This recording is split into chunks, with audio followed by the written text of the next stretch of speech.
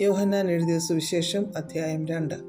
3-ാം നാൾ ഗലീലയിലെ കാനാവിൽ ഒരു കല്യാണമുണ്ടായി. യേശുവിൻ്റെ അമ്മ അവിടെ ഉണ്ടായിരുന്നു.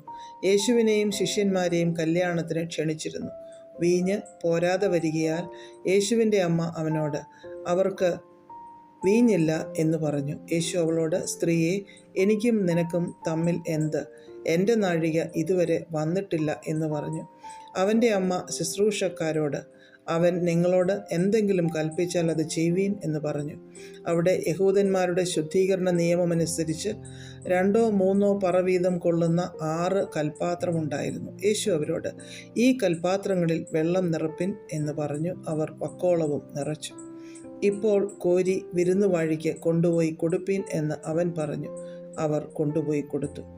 അത് എവിടെ നിന്ന് എന്ന് വെള്ളം കോരിയ ശുശ്രൂഷക്കാരല്ലാതെ വിരുന്നുവാഴി അറിഞ്ഞില്ല. വീഞ്ഞായി തീർന്ന വെള്ളം വിരുന്നുവാഴി രുചിച്ചു നോക്കിയാറെ മണവാളനെ വിളിച്ചു. എല്ലാവരും ആദ്യം നല്ല വീഞ്ഞും ലഹരി പിടിച്ച ശേഷം എളുപ്പമായതും കൊടുക്കുമാറുണ്ട്. നീ നല്ല വീഞ്ഞ് ഇതുവരെയും സൂക്ഷിച്ചു വെച്ചുവല്ലോ എന്ന് അവനോട് പറഞ്ഞു. യേശു ഇതിനെ അടയാളങ്ങളുടെ ആരംഭമായി ഗലീലയിലെ കാനാവിൽ വെച്ച് ചെയ്തു തൻ്റെ മഹത്വം വെളിപ്പെടുത്തി. അവൻ്റെ ശിഷ്യന്മാർ അവനിൽ വിശ്വസിച്ചു. അനന്തരം അവനും അവൻ്റെ അമ്മയും സഹോദരന്മാരും ശിഷ്യന്മാരും കഫർന്നഹൂമിലേക്ക് പോയി അവിടെ ഏറെ നാൾ പാർത്തില്ല.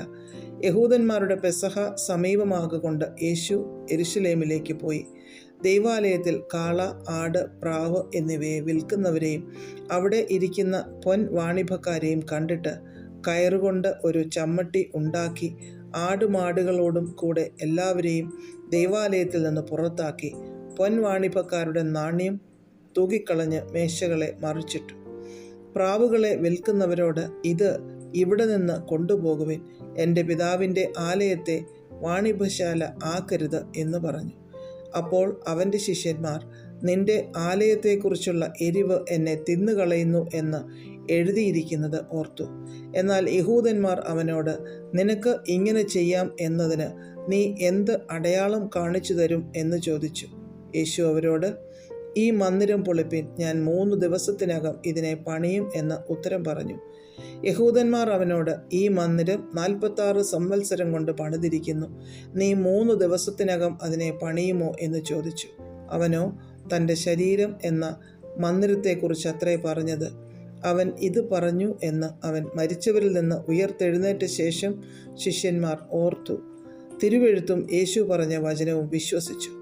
പെസഹ പെരുന്നാളിൽ യെരുശലേമിൽ ഇരിക്കുമ്പോൾ അവൻ ചെയ്ത അടയാളങ്ങൾ കണ്ടിട്ട് പലരും അവൻ്റെ നാമത്തിൽ വിശ്വസിച്ചു.